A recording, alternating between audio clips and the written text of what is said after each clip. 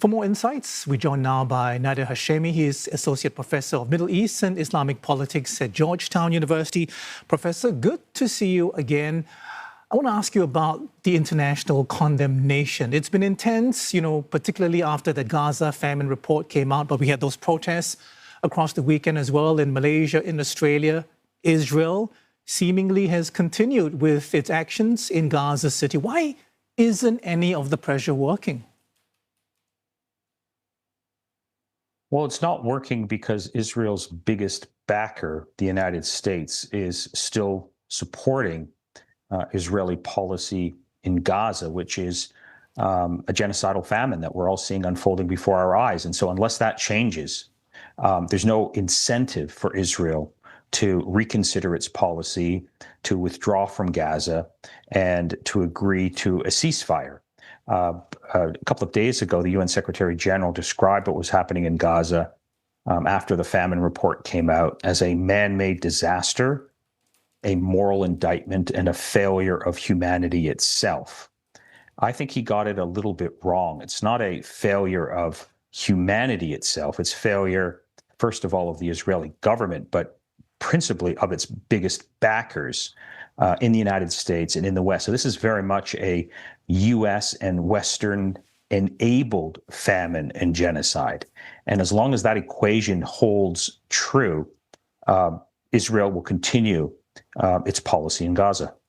So, Professor, can I ask you why there seems to be almost complete alignment between Israel and the United States right now? Because it hasn't always been the case. We had Trump signing that deal with the Houthis independently. In July, he also said there appears to be famine happening in Gaza in contradiction to what Israel was claiming. So why this almost complete alignment now?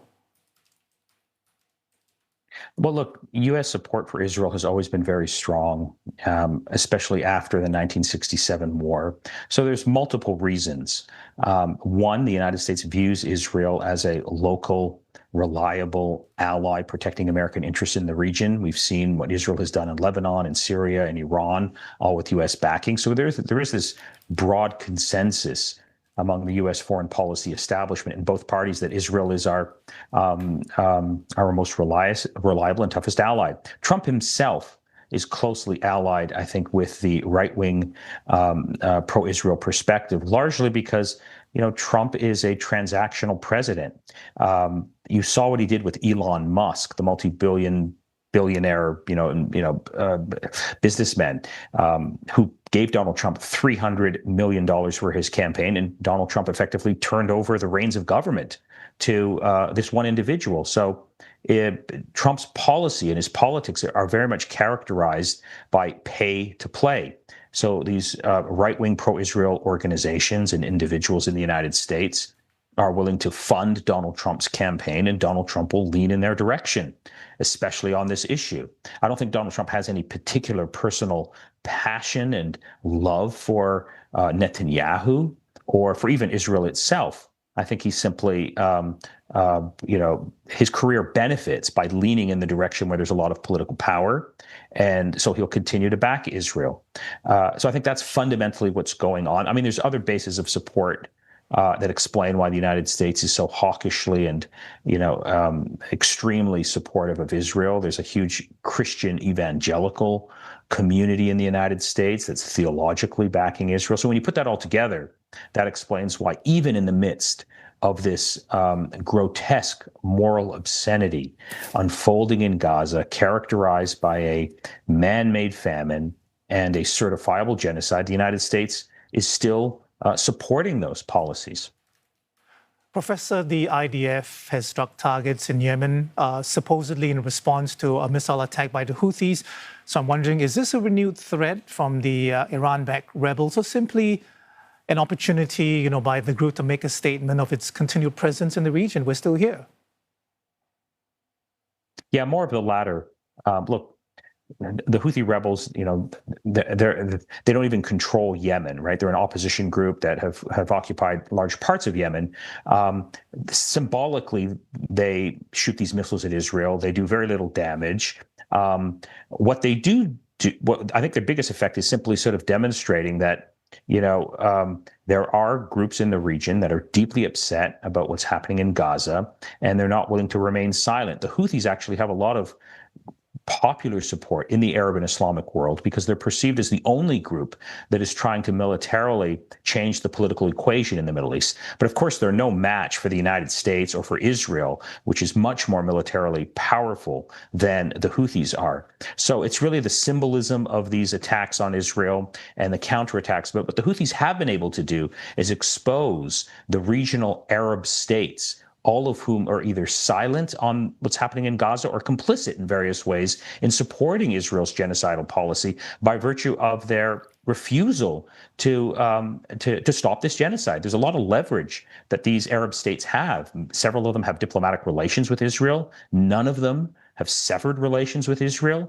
Clandestinely, they still coordinate with Israel very closely. So the Houthis also, I think, are exposing the double standards, the weakness, the moral bankruptcy of many of these Arab ruling elites who are, watching what's happening in Gaza, not doing much, but their populations are seething with anger as they see this, ongoing moral obscenity unfold before our eyes.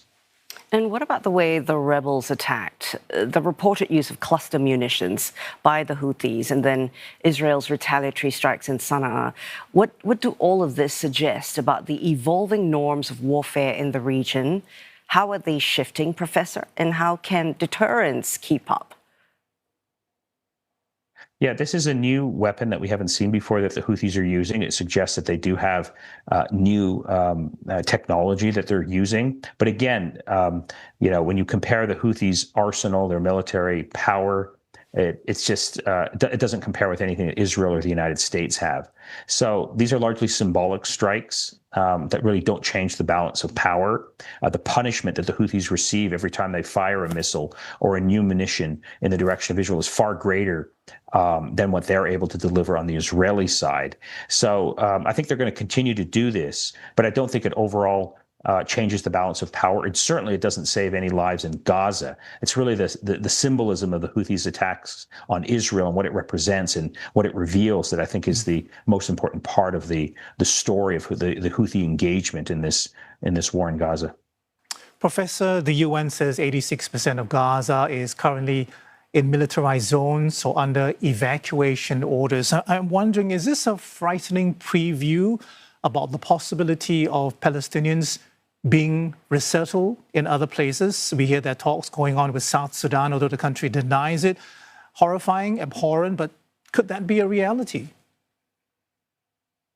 Well, I mean, that's very much the stated American position and Israeli position. If you follow what's going on, the plan very much is to starve the Palestinians into submission, push them to the south of Gaza, depopulate them from the northern parts of the Gaza Strip, and then wait for the opportunity to send them across the border or to have some other country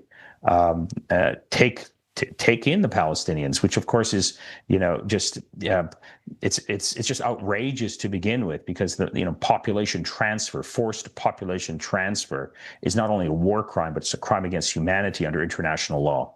And the fact that both Israel and the United States is committed to this policy of an egregious breach of international law just adds, outrage to insult in terms of, this unfolding story in Gaza.